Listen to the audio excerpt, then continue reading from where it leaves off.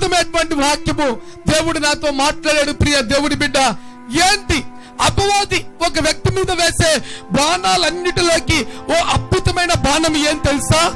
గర్వం. సాతాను వేసేటువంటి ఆయుధం గర్వం. ఒక వ్యక్తిలోనికి సాతాను చాలా ప్రేరేపిస్తూ ఉంటది.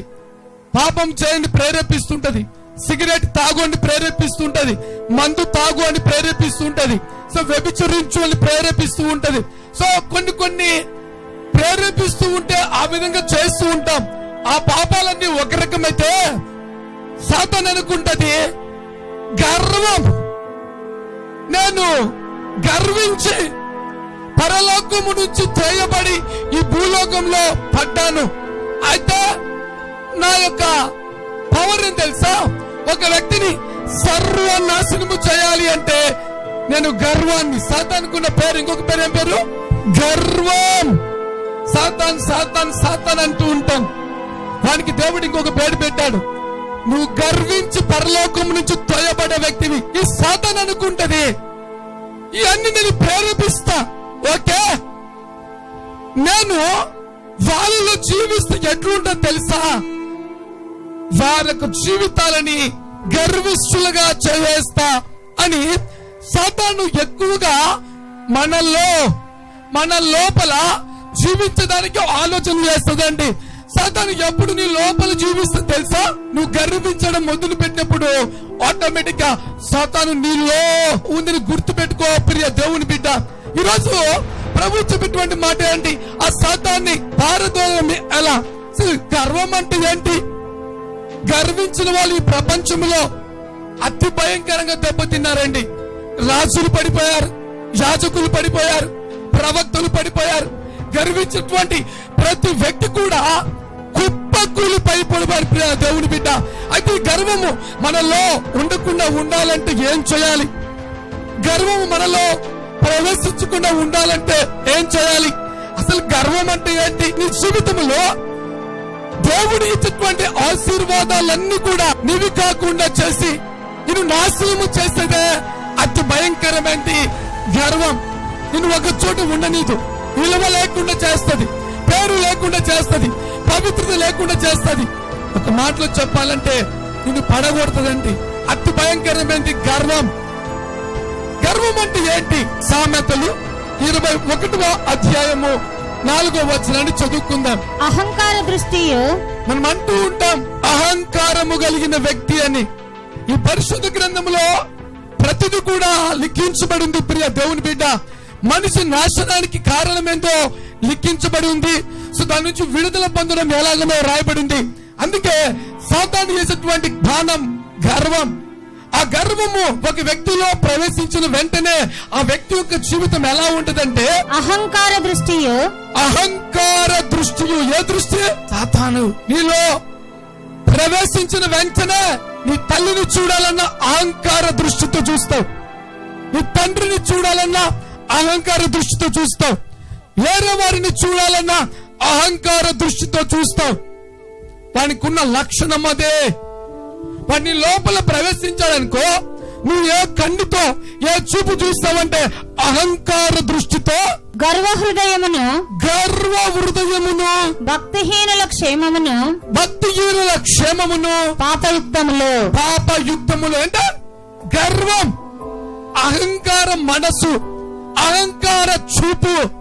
అహంకారముతో నువ్వు చూడడం ఎప్పుడైతే స్టార్ట్ అవుతుందో 18 సెకండ్స్ లో దయ్యము నీలో ప్రవేశించాడని అర్థం. యేసుప్రభు అన్నాడు నిన్ను వలే నీ పొరుగు వారిని ప్రేమించమన్నాడు.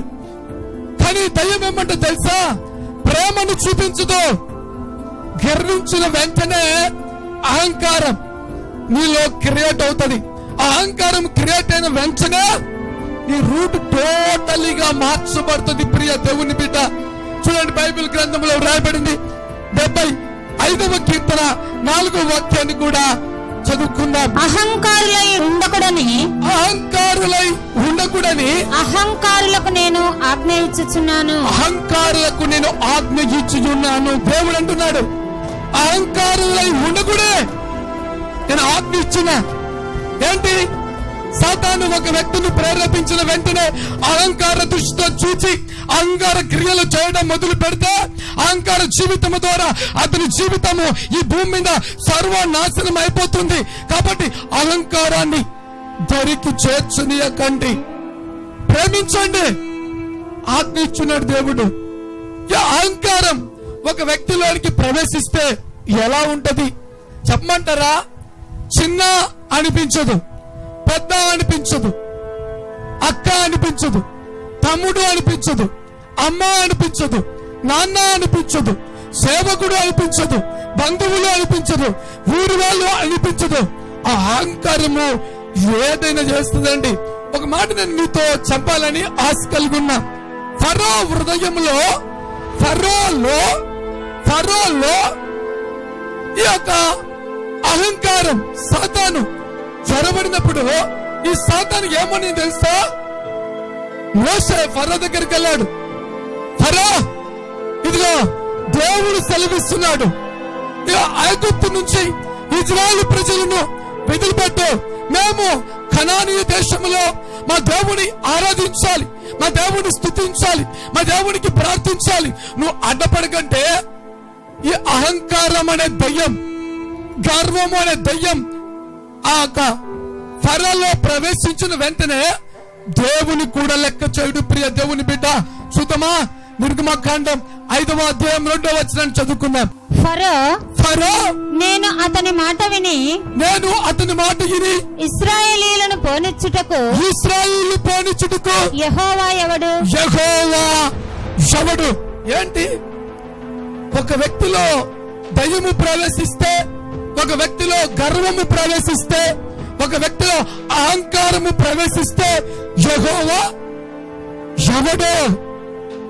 అతని జీవితం ఈ భూమి మీద కొట్టిపడడానికి ముందు గర్విస్తాడు. ప్రియ దేవుని బిడ్డ, అతి భయంకరమైనటువంటి మాట. ఈ భూమి మీద చాలా మంది, ఈ భూమి ఆకాశము పుట్టింది మొదలుకొని తర్వాత పుట్టిన ఆదాము అవ్వ మొదలుకొని ఇంతవరకు చాలా మంది నిర్దాక్షిణంగా పతనమైపోతున్నారు, పడిపోతున్నారు. పడిపోవడానికి సాతాను చేసేటువంటి బాణం ఒక్కటే, గర్వం. ఈ గర్వం ఎప్పుడైతే ఒక వ్యక్తిలో ప్రవేశిస్తుందో ఆటోమేటిక్ గా ఎవ్వరూ అతన్ని పడగొట్టాల్సిన అవసరం లే. నీ డైరీలో రాసుకో, గర్విస్తుల యొక్క పతనాలు అతి భయంకరంగా ఉంటాయి. ప్రియ దేవుని బిడ్డ, గర్విస్తుల యొక్క జీవితాలు. నీకు ఒక అద్భుతమైన మాట చెప్తా. ఏం తెలుసా? గర్విస్తే నువ్వు ఏదో వ్యక్తిని కొట్టాల్సిన అవసరం లే, చంపాల్సిన అవసరం లే, విరోధంగా మాట్లాడాల్సిన అవసరం లే. తన చావును, తన శాపాన్ని తానే తెచ్చుకుంటాడు. గట్టిగా చప్పట్లు కొట్టి దేవుని వినపచ్చు. అందుకే దేవుడు అన్నాడు, చాలా జాగ్రత్తగా ఉండి నువ్వు భూమి మీద ఉన్నావు. దేవుడి మాటకు విధేయత చూపించి గౌరవించు, గర్వించకు అని దేవుడు అన్నాడండి. ఎందుకు? గర్విష్ఠులకు దేవుడు ఆజ్ఞ ఇచ్చున్నాడంట. సో దేవునికి మహిమ కలుగును గాక. యాకోబు పత్రిక 4వ అధ్యాయం 16వ వచనాన్ని చదువుకున్నాం. ఇప్పుడైతే మీరు మీ డంబముల యందు అతిశయపడుచున్నారు. డంబముల యందు. గర్వానికి కూడా లక్షణం ఏంటంటే డంబముగా మాట్లాడటం. చేతనైతదా? నా బలము చూస్తావా? నా అందము చూస్తావా? నా హోదా చూస్తావా? నా డబ్బు చూస్తావా? నా పవర్ చూస్తావా? నాకున్న బలగాన్ని చూస్తావా? డంబముగా మాట్లాడడం, లెక్క చేయకుండా బిహేవ్ చేయడమే. ఎదుటివారి వ్యక్తిని అన్నికి తగ్గించుకొని, అయ్యా అమ్మా చెప్పండి, అమ్మా చెప్పుమా, చెప్పండి బ్రదర్, చెప్పండి సార్, చెప్పండి అయ్యా. నో, రాదు. ఒక వ్యక్తిలో ఈ గర్వం అనే దయ్యము ప్రవేశించిన వెంటనే డంబముగా, నా కథే వేరు, నా రూటే. గమనించండి, సాతాను గర్విష్ఠుడు ఎవరు అంటే నా రూటే వేరు. నేను ఎవరు చెప్పినా వినను, నా వేరు. పాస్టర్ చెప్పినా కూడా వినను, దేవుడు చెప్పినా కూడా వినను, నాన్న చెప్పినా కూడా వినను, అమ్మ చెప్పినా కూడా వినను, ఎవరు చెప్పినా కూడా వినను. నేను చెప్పమంటారా? నా అద్భుతమైన సాక్ష్యము, మా కుటుంబంలో జరిగిన సాక్ష్యం నేను మీతో పంచుకోవాలని ఆశ కలుగున్నాను. ప్రియం లేదా? మా అక్క కొడుకు చెడు సవాసం పడి చెడిపోతుంటే తీసుకుని వచ్చి చెప్పా, నీ తాగుడు మాను, నీ వ్యభిచారం మాను, నీ రౌడీయిజం మాను, నీ అల్లరి క్రియలు మాను. ఆ దేవుడు గొప్పవాడు, గర్వించుకో అన్న. వాడేమన్నాడు తెలుసా? నీ యేసు ప్రభు ఉన్నాడా? నీ యేసు ప్రభు అంత గొప్పవాడా? నీ యేసు ప్రభు గొప్పవాడైతే నాకు కావలసినంత ఇమ్మన్. వాడి గర్వపు మాటలు చూసి నాకు ఆశ్చర్యం అనిపించింది. ఇంకొక మాట అన్నాడు, చెప్పమంటారా? భయపడతారు మీరు చెప్తే. ఏంది మామా, నేను నా ఇష్టానుసరమైన జీవితం జీవించకుండా నువ్వు మందిరానికి వచ్చి అన్నికి మనకి తగ్గించుకొని మంచిగా ఉండమంటావు? నేను నా చేత కాదు. నీ దేవుడు గొప్పవాడితే నన్ను చెప్పమన్, ఇప్పుడే చంపమన్, ఇక్కడే చంపమన్. దేవుడు గొప్పడుగా అన్నప్పుడు తప్పు చేస్తున్నావు, దేవునికి లోపడు, దేవునికి లోపడు అని చెప్పడం మొదలు పెట్టానండి. కానీ వినలా. చాలా మంది గమనించండి, మీరందరూ కూర్చున్నారు ఈరోజు పాక. ఈ పాక వేసినప్పుడు అతని షర్టు పట్టుకుని తీసుకుని వచ్చా. నువ్వు గర్విస్తున్నావు, నీ మాస్టర్ నువ్వు కొని తెచ్చుకోబోతున్నావు. అది దేవుడి చిత్తం కాదు. దేవుడు సెలవిస్తున్నాడు, దేవుని శోధించుకో, వచ్చి నాతో ఉండు అని కొండూరికి నా బొలోరలో ఎక్కించుకుని వెళ్ళా. అక్కడి నుంచి తీసుకొచ్చా. వేరే అమ్మాయి కాల్ చేసిందంట. మామ చెప్తున్నాడు, ఓ పక్క దైవ సేవకుడు చెప్తున్నాడు, నువ్వు వెళ్ళకి ఈరోజు అక్కడికి, ఇక్కడే ఉండు, దేవుడికి లోపడని. నో, దమ్మి కొట్టి ఇక్కడి నుంచి వెళ్ళాడండి. ఎక్కడికి వెళ్ళాడు తెలుసా? అతని ఇష్టానుసరమైన జీవితం జీవించాలని ఎవరికి చెప్పలే, వెళ్ళిపోయాడు. రాయచోటి కన్నము దాటిన తర్వాత ఒక బోలరో కొడితే అక్కడి నుంచి వేసుకుని వచ్చారు. ఒక వ్యక్తి స్పాట్ లో అక్కడ చనిపోయాడు. రెండో వ్యక్తి ఎవరు తెలుసా? శశి. అక్కడి నుంచి ఫోన్ వచ్చింది నాకు. వేంపల్లికి వెళ్ళాలనుకున్నా, పక్కన పెట్టి పరిగెత్తుకుంటా కడపకి వెళ్ళా. ఆ రిమ్స్ లో ప్రాణము పోయేటువంటి సమయం నేను చూసి కన్నీళ్ళైతే రాలేదండి, నాకు ఆశ్చర్యం అనిపించింది. ఆ వ్యక్తి మాట్లాడిన మాట నాకు గుర్తుకొస్తుంది. మా ఇంట్లో ఎవరు చూలే, నేను మాత్రమే చూసా. ఫస్ట్ కాళ్ళు కొట్టుకుంటూ ప్రాణం పోయేటప్పుడు అంటున్నాడు. అప్పుడు నాకు అనిపిస్తుంది, అతన్ని కాపాడడానికి ఎన్నో ప్రయత్నం చేస్తున్నా, డబ్బు లేదు. అంబులెన్స్ దగ్గరికి వెళ్ళి నువ్వురా, నీకేం కావాలో డబ్బులు ఇస్తా అని చెప్తున్నా. అంబులెన్స్ సిద్ధమవుతుంది, అక్కడికి వెళ్తున్నా. ఇతని మాట ఏం మాట తెలుసా? నీ దేవుడు గొప్పవాడుగా, దమ్ముంటే చంపమన్, చంపమన్ అని గర్వంతో చెప్పిన మాట చూస్తూ, అతని కాళ్ళు ప్రాణం పోయేటప్పుడు ఇలా ఇలా అంటుంటే చూస్తూ తట్టుకోలేకపోయానండి. సో ఎందుకు ప్రభా ఇంత భయంకరమైన శిక్ష వీరికి వేస్తావంటే, బ్రతికి ఉన్నప్పుడు దేవుడి మాటకు లోపల గర్వించాడు. నా కథ తెలుసు. ఈ ఫరో అన్నాడు, దేవుడు ఎవరో. ఈరోజు చాలా మంది జీవితాలు కూడా ఎలా ఉన్నాయి తెలుసా?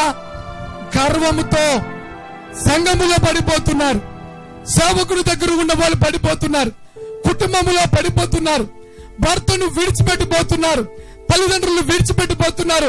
గర్వముతో చదవడం లేదు. ఈరోజు సాతాను వాడే అద్భుతమైన, వాడికి నచ్చిన ఆయుధం నీలో ప్రవేశించి నిన్ను గర్విష్ఠులుగా తయారు చేస్తే, దేవుడు ఆ గర్విష్ఠులు చూసి అక్కడి నుంచి పడగొడతాడుగా అని గర్వము హృదయముతో ఎదుటి వారిని చూడడమే గర్వం. తక్కువ అంచనా వేయడమే, లెక్క లేకుండా మాట్లాడడమే, నీ కంటికి విలువలేని వారిగా ఎదుటి వారిని చూడడమే, నీ నోటికి హద్దు లేకుండా మాట్లాడడమే గర్వం. ఇది సాతాను వేసే అతి భయంకరమైన బాణము. ప్రియ దేవుని బిడ్డ,